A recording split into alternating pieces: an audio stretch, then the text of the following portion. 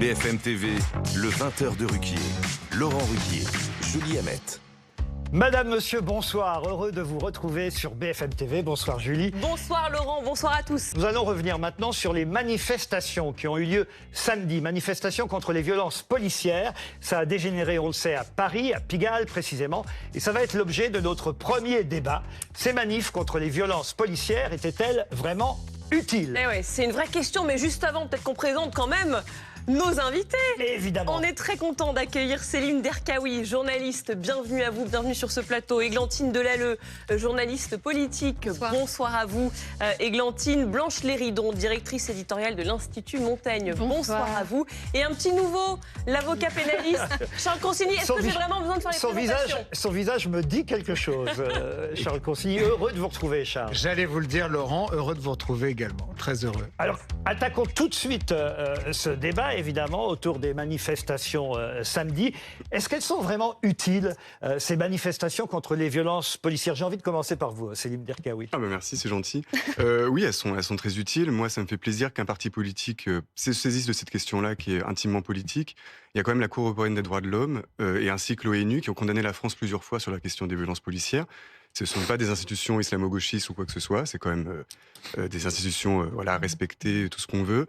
La LDH aussi a condamné, et il y a eu 870 morts de violences policières. Sauf qu'on l'a vu, ça a dégénéré, pardon. Hein. Oui, la manif.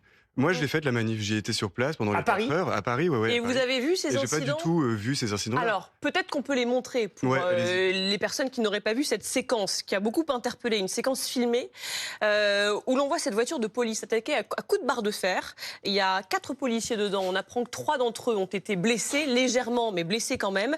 Vous allez le voir, à un moment donné, on voit l'un des policiers qui sort brièvement du véhicule, arme à la main, ce qui a aussi choqué certains dans la classe politique, notamment Sandrine Rousseau, pour tenir à distance des manifestants. On regarde la séquence.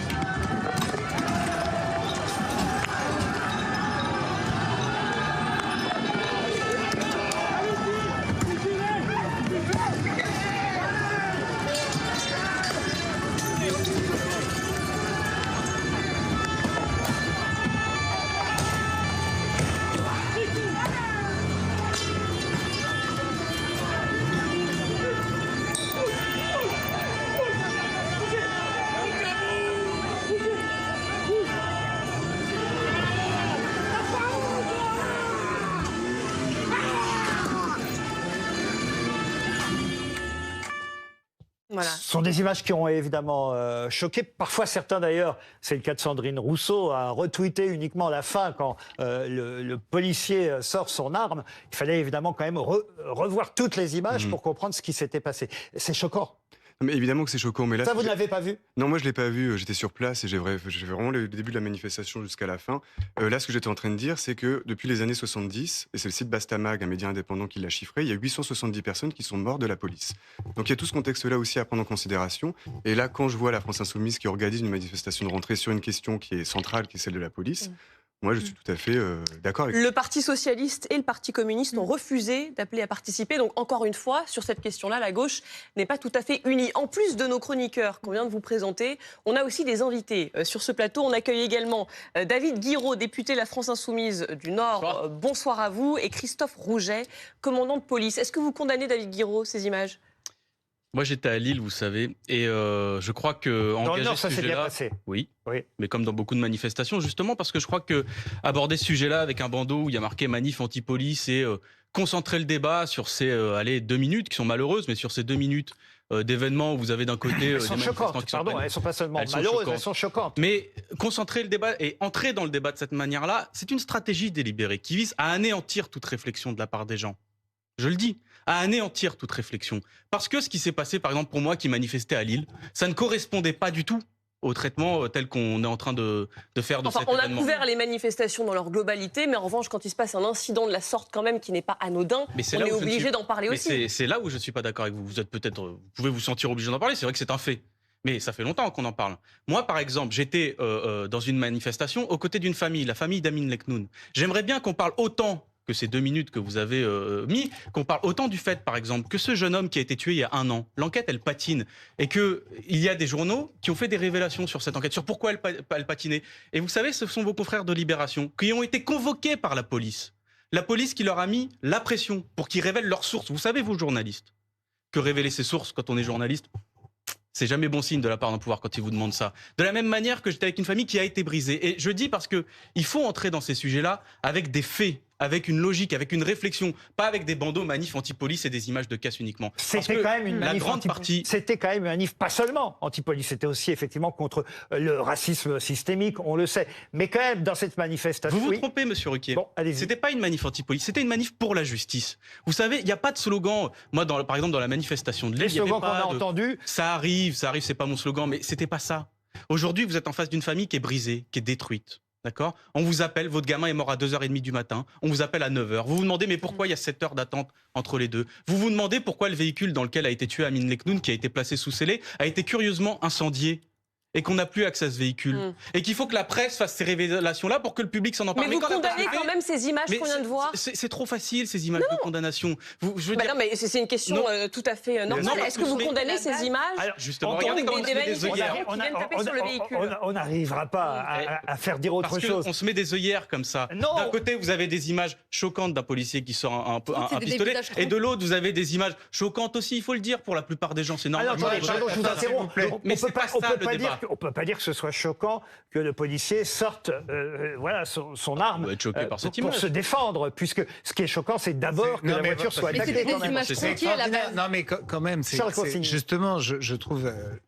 la question des violences policières, c'est une vraie question en France comme dans tous les pays du monde. C'est pour ça que ceux qui nient leur existence même, à mon sens, font une erreur, puisque ça existe forcément dans tous les pays du monde. D'ailleurs, on peut parler peut-être plutôt de bavures policières que de violences policières. Les bavures policières, c'est quelque chose qui existe partout. Et qui a toujours existé depuis des années. Des bavures, ça existe. On voit bien, et c'est un sujet qui doit être réglé par différents procédés, la refonte de l'IGPN, la GoPro systématique pour filmer les interventions. Il y a beaucoup de choses à faire sur ce sujet-là. Arrêter les contrôles aux faciès. Néanmoins... Parce que vous dites, arrêter les contrôles aux faciès également. Oui, mais il ne faut pas... D'accord. Ça alimente un peu de la rage aussi chez mais certaines on voit personnes. bien... Si vous voulez...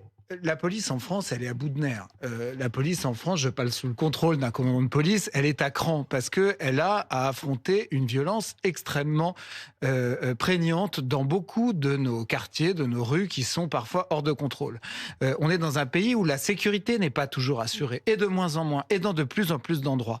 Et donc, quand vous avez, et je dis tout ça sans nier qu'il y a parfois des bavures qui doivent être sanctionnées et qui ne le sont pas du tout suffisamment en France. Mais j'observe que une certaine frange du monde politique français essaye d'exploiter en effet un ressentiment contre la police et essaye notamment de travestir certaines réalités. Et donc quand j'entends M. Guiraud ici présent dire que ce qui est choquant dans les images qu'on a vues, c'est que le policier sorte son arme, alors que n'importe qui à la place de ce policier aurait fait la même chose, je comprends qu'il y a une tentative de manipulation de leur part. C'est ce que dit Sandrine Rousseau aussi d'ailleurs. Elle affirme que ce geste est très grave et inadmissible. Est-ce que c'est un bon exemple qu'on cite à chaque fois Sandrine Rousseau? C'est une représentante du monde politique. J'ai l'impression que sur tous les sujets, on cite Sandrine Rousseau et c'est vraiment pas forcément l'exemple à donner. Oui. Ce que je conteste, c'est le cadrage qui est donné à ces événements. Je vous dis que je manifeste avec une famille, c'était la première fois qu'elle entrait en mobilisation. Ça, j'entends bien. Non, c'est pas on entend bien, c'est il faut traiter le sujet. C'est pas juste on entend bien et puis on passe à est-ce que vous condamnez cette image-là? Sinon, c'est trop facile. Moi, ce que je vous dis, c'est que j'ai des éléments, des faits. Pas quelque chose où on réfléchit à partir de l'émotion, parce que ça crée de l'émotion. Ces images-là, elles sont violentes, elles sont impressionnantes. Je veux bien. Mais vous savez aussi que les manifestations, souvent de ce genre, dégénèrent. Je voudrais donner mais ça n'était pas le cas. Ça n'était pas le cas à Lille. Ça n'a pas dégénéré à Paris. Et les chiffres monsieur, pas Lille, pas Périgueux, pas dans toutes les autres villes de France. Blanche Le Ridon sur ce sujet. Laurent a ouvert effectivement la question sur l'utilité de ces manifestations. Vous l'avez dit, il y a des problèmes et je crois que personne autour de ce plateau ne veut les minimiser. Il est absolument essentiel de s'en saisir.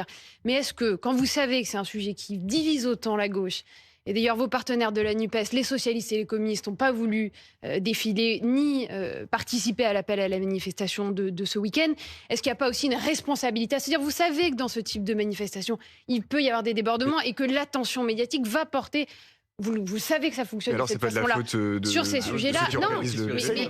Par réalisme, est-ce qu'il ne fallait pas envisager d'autres moyens de traiter cette question-là?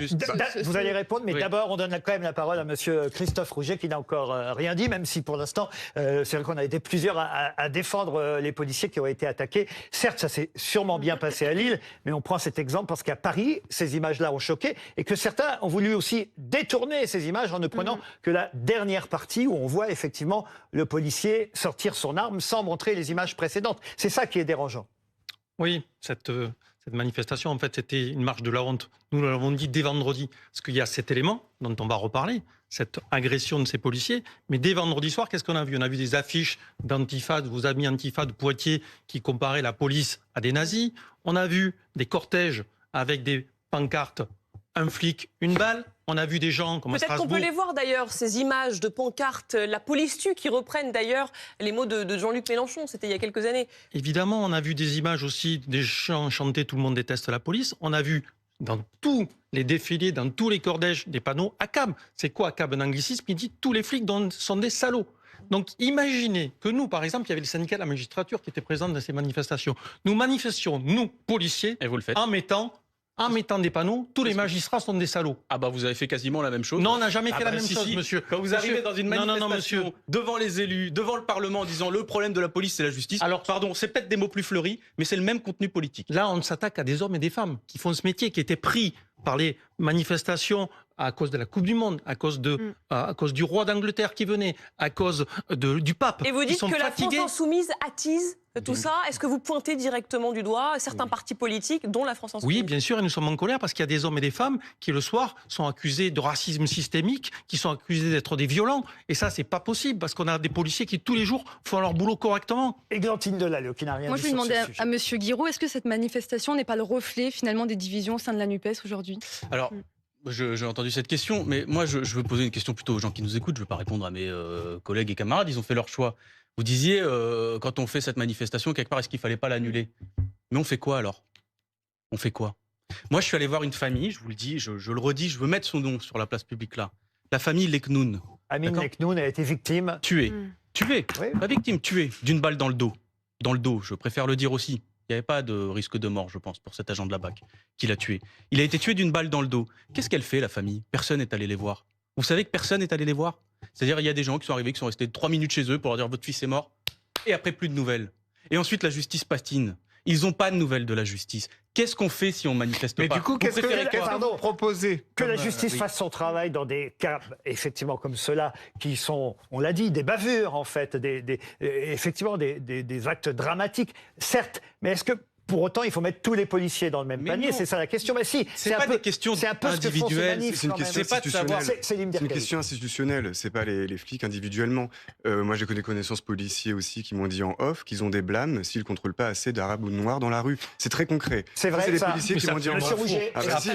C'est absolument faux. Moi, je suis syndicaliste. Je me bats pour la liberté de manifester. Je me bats pour lutter. Je suis à la CFDT contre le racisme. Et ce type de propos, ça n'existe pas dans la police nationale. Donc on dit, je ne sais pas qui vous a dit ça. Moi, je suis policier, je suis commandant de police et je n'ai jamais vu cela. Et c'est ça qui est systémique. Donc non, c'est pas les individus qui nous intéressent, c'est le système en soi. Oui, mais c'est pas systémique. C'est quand la police, justement. Depuis quand on parle de ça? Avant, on pouvait même pas dire. D'ailleurs, vous dites bavure. On a avancé dans le débat avant quand on disait bavure. Déjà, on était un anti-fou. Maintenant, on parle de violence policière. On peut commencer à avoir le débat. Vous savez pourquoi il y a le débat aujourd'hui? C'est pas pour la bonne volonté des uns et des autres. C'est qu'il y a un outil qui s'est invité dans la discussion. C'est celui-là. D'accord? C'est le téléphone. Parce qu'avant, il n'y avait pas de vidéo. D'ailleurs, pour Amine Leknoun, il n'y a pas de vidéo. Mais pour Naël, qui est tué à Nanterre, il y a une vidéo. Et que fait la vidéo? Non seulement elle montre aux gens ce que c'est que mourir à la suite d'un refus d'obtempérer. Parfois, il y a des tirs à la suite de refus d'obtempérer qui peuvent être légitimes. Je ne dis pas qu'il ne faut jamais tirer. Quand la vie du policier est en danger, il peut tirer. Mais ces vidéos-là, elles remettent aussi quelque chose d'autre en cause. C'est les témoignages des policiers. Qui sont parfois, qui font des faux et usage de faux. C'est ce qui se passe. Pour Naël, il y a un questionnement au début. Vous avez Mohamed Bendriss où la question elle se pose. Et puis vous avez ce jeune aussi qui s'appelle, j'ai oublié son nom, Eddy, à Marseille, défiguré. Les policiers dans leur déposition, ils font des faux et usage de faux. Qu'est-ce qui change la donne? C'est-à-dire que les policiers, qu'il y a des vidéos de caméra surveillance. Les policiers vous répondent aussi sur ces jeunes-là en disant mais peut-être que ce soir-là ils n'avaient pas à être à cet endroit-là. Je vais faire la réponse. Je vais faire la réponse et l'avocat du diable. Ça d'accord, mais c'est pas une réponse judiciaire. C'est-à-dire quand vous êtes accusé par la justice d'avoir outrepassé votre fonction, d'avoir défiguré un jeune homme, de l'avoir tabassé à terre et que c'était pas permis par votre... Parce qu'il y a quand même des lois. Je note quand même que l'IGPN, donc la police des polices, dans une dernière note, montre que le nombre d'enquêtes liées justement à l'usage de la force sur la voie publique a augmenté. Donc tous ces faits dont vous parlez sont punis généralement, en tout cas sont suivis.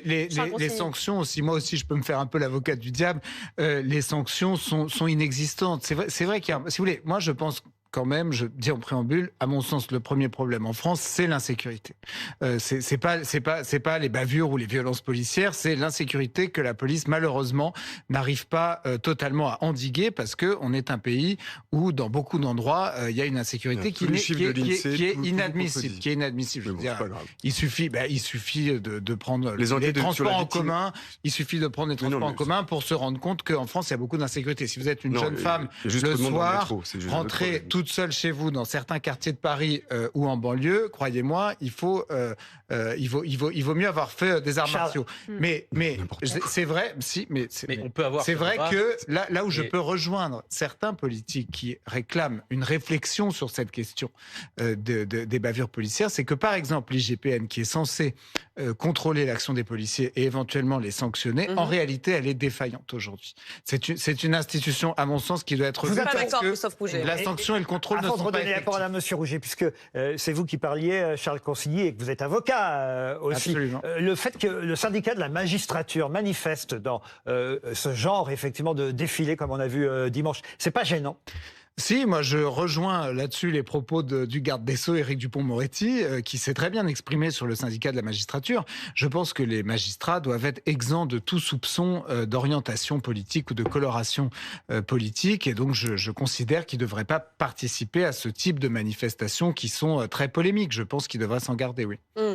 Blanche Léridon, vous voulez ajouter quelque chose sur Non, moi je pense qu'effectivement, là, ce que ça a mis en creux, et je crois pour élargir un petit peu le sujet, c'est la stratégie électorale de la France insoumise et cette défense de ce sujet des violences policières. Je ne sais pas si vous avez vu l'enquête qui a été menée par Cluster 17 dans Marianne il y a quelques jours et qui essaie de mettre un petit peu en cohérence la stratégie électorale de la France insoumise et les attentes des quartiers prioritaires de la ville. Vous pensez que c'est une stratégie électorale? Non, mais et on voit qu'il y a un décalage immense entre ce sujet omniprésent des violences policières dans la stratégie de la France insoumise, parce que c'est de ça dont on parle. Jean-Luc Mélenchon a fait sa rentrée politique sur ce sujet-là. Et quand vous interrogez les habitants de ces quartiers, ils vous disent que la France insoumise a un niveau, je crois, de 4 sur 10 dans sa capacité à comprendre les problématiques de ces quartiers. Et avant, ils ont l'école, la santé, la sécurité. C'était une manifestation pour la justice sociale aussi, ça vous aura Oui, mais vous savez bien que c'est les violences policières qui vont prendre le dessus sur l'ensemble des messages. J'ai une autre question, monsieur Guiraud. Est-ce que vous pensez qu'on peut être de gauche et aimer la police? Mais bien sûr, l'idée de la police. Mais vous savez, il ne faut pas renvoyer ces débats à ce que chacun pense au fond de son cœur ou au fond de ses sentiments. Vous n'arriverez pas à le savoir, d'accord? C'est pas ça la question. Moi, j'apporte des éléments. J'essaye de faire réfléchir les gens, de les faire comprendre qu'il y a un problème. D'ailleurs, Monsieur de Courson me disait, allez le dire, il a dit, c'est quoi vos propositions? Moi, je dis que par exemple, les problèmes de mort à la suite de refus d'obtempérer, ça vient de lois spécifiques qu'on a fait. La loi de 2017. La loi de 2017.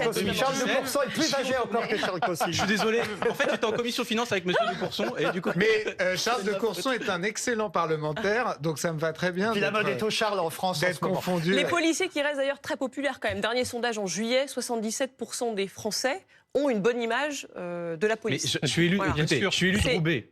Les gens, vous savez, ils demandent de la police au quotidien. Oui, ils en veulent. Ça fait du bien d'entendre ça. Mais n'oubliez pas une chose.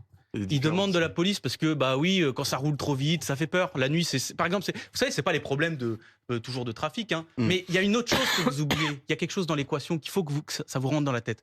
C'est que c'est aussi de leurs enfants dont on parle. Les habitants des quartiers, c'est aussi de leurs enfants dont on parle quand il y a des jeunes qui se font tuer à la suite d'un refus d'obtempérer. Donc on peut tout à fait vouloir vivre tranquillement, paisiblement, mais aussi ne pas vouloir forcément que son gamin, quand bien même parfois il fait des bêtises, soit tué à la suite d'un refus d'obtempérer. Merci beaucoup à tous les deux. Vous quatre, évidemment, vous restez avec nous.